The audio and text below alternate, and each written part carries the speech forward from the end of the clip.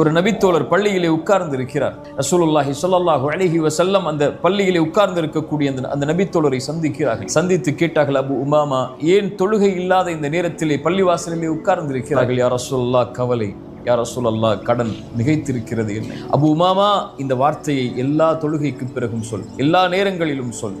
அல்லாஹும்ம இன்னி அஊது பிக, யா அல்லாஹ், பாதுகாப்பை தேடுகிறேன், மினல் ஹம்மி வல் ஹஸன், துக்கத்திலிருந்தும் கவலைகளிலிருந்தும், வஅஊது பிக மினல் அஜ்ஸி வல் கஸல், யா அல்லாஹ், சோம்பேறித்தனத்திலிருந்தும் ஏழாமையிலிருந்தும் என்னை பாதுகாத்துக் கொள். வஅஊது பிக மினல் ஜுப்னி வல் புகுல், யா அல்லாஹ், கஞ்சத்தனத்திலிருந்தும், யா அல்லாஹ், கோழைத்தனத்திலிருந்தும், வஅஊது பிக மின் கலபத்தித் தைனி வ கஹ்ரிர் ரிஜால், யா அல்லாஹ், கடனிலிருந்தும் அதன் காரணமாக மக்கள் என்னை மிகைப்பதிலிருந்தும் என்னை பாதுகாத்துக் கொள் என்று அல்லாஹ்விடத்திலே கேள் அபு உமாமா, அல்லாஹ் நீக்குவான். அபு உமா சொன்னார்கள், நான் கேட்டேன், அல்லாஹ் என்னை நீக்கினான். கேட்டீர்களா?